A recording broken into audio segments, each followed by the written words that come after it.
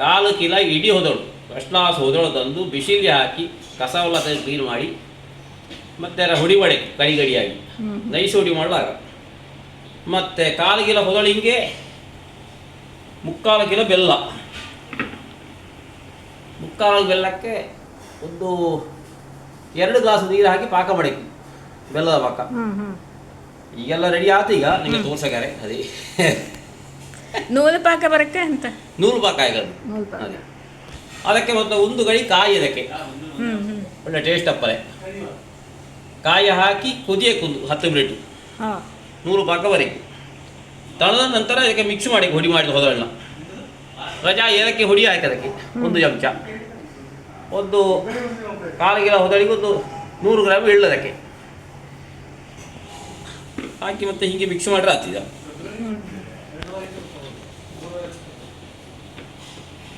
ಪಾಕೆಲ್ಲ ಸರಿಯಾಗಿ ಸುಕ್ಕುಂಡ ಕಟ್ಟುವ, ಉಂಡೆ ಕಟ್ಟರೆ ಆಯ್ತು. ಉಂಡೆ ಕಟ್ಟರೆ ಆಗ್ತಿದೆ. ಫಸ್ಟ್ ಕ್ಲಾಸ್ ಸುಕ್ಕುಂಡೆ 6 ತಿಂಗಳು ಮಡಿದು ಹಾಳಾಗ ಒಳ್ಳೆ ಪರಿಮಳವೂ ಆಯು. ತಿಥಿಗೆ ಸುಕ್ರುಂಡೆ ರೆಡಿಯಾಗಿದೆ. ಈಗ ಇನ್ನೊಂದು ಸೈಡಲ್ಲಿ ನೆಲ್ಲಿಕಳೆಯ ಪ್ರಸಾದಣ್ಣ ಬಾಳೆಕಾಯಿ ಚಿಪ್ಸ್ ಮಾಡಲು ರೆಡಿ ಮಾಡ್ಕೊಂಡಿದ್ದಾರೆ. ತೆಂಗಿನ ಎಣ್ಣೆ ಬಿಸಿ ಮಾಡಲಿಕ್ಕೆ ಇಟ್ಟು ನೇಂದ್ರ ಬಾಳೆಕಾಯಿಯನ್ನು ಸಿಪ್ಪೆ ತೆಗೆದು ಡೈರೆಕ್ಟಾಗಿ ಎಣ್ಣೆಗೆ ಗೀರ್ಕೊಳ್ತಾ ಇದ್ದಾರೆ. ನೀವು ಬೇಕಿದ್ದರೆ ಎಣ್ಣೆ ಬಿಸಿ ಆಗ್ತದೆ ಅಂದರೆ ಮೊದಲೇ ಬಾಳೆಕಾಯನ್ನು ಕಟ್ ಮಾಡಿ ಇಟ್ಕೊಳ್ಳಿ, ಆಮೇಲೆ ಇದನ್ನು ಬಿಸಿಯಾದ ಎಣ್ಣೆಗೆ ಹಾಕಿ ಫ್ರೈ ಮಾಡಿಕೊಳ್ಬೇಕು. ಇಲ್ಲಿ ಒಂದು ಬ್ಯಾಚಲ್ಲಿ 4 ಬಾಳೆಕಾಯಿಯನ್ನು ಈ ಥರ ಹಾಕಿದ್ದಾರೆ. ನೀವು ಸಣ್ಣ ಪ್ರಮಾಣದಲ್ಲಿ ಮಾಡ್ತಾಯಿದ್ರೆ ಸ್ವಲ್ಪದಾಗಿ ಮಾಡಿಕೊಳ್ಳಿ. ನೇಂದ್ರ ಬಾಳೆಕಾಯಿ ಚಿಪ್ಸ್ ಕೇರಳದ ಒಂದು ಪ್ರಸಿದ್ಧ ಸ್ನ್ಯಾಕ್ಸ್. ಕೇರಳ ಅಂದ ಕೂಡಲೇ ನಮಗೆ ನೇಂದ್ರ ಬಾಳೆಕಾಯಿ ಚಿಪ್ಸ್ ನೆನಪಾಗುತ್ತೆ. ಕೊಬ್ಬರಿ ಎಣ್ಣೆಯಲ್ಲಿ ಫ್ರೈ ಮಾಡಿದ ಬಾಳೆಕಾಯಿ ಚಿಪ್ಸ್ ನೋಡಿ, ಚಿಪ್ಸ್ ಫ್ರೈ ಆಗ್ತಾ ಇದೆ.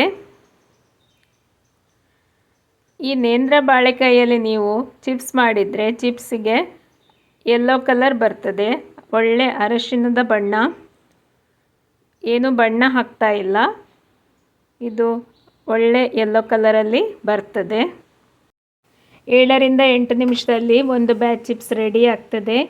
ನೀವು ಚಿಪ್ಸಿಗೆ ಕಟ್ ಮಾಡುವಾಗ ಇಷ್ಟು ಥಿಕ್ನೆಸ್ಸಲ್ಲಿ ಕಟ್ ಮಾಡಿಕೊಳ್ಳಿ, ರುಚಿಯಾಗಿ ಬರ್ತದೆ. ಈಗ ಕೊನೆಯಲ್ಲಿ ಉಪ್ಪು ನೀರನ್ನು ಹಾಕ್ಕೊಳ್ಬೇಕು.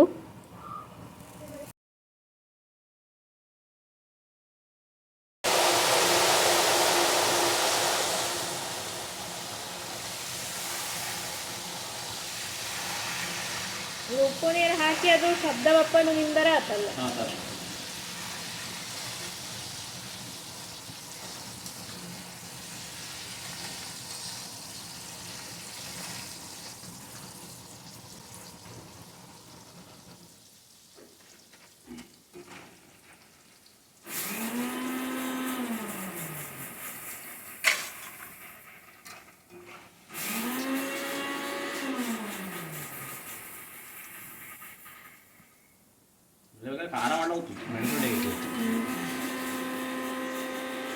ಅತ್ತೆ ಮಾಡ್ತು ಲೆಕ್ಕ ಮಾಡಿ ನೋಡಿ ಕೊಡುವುದು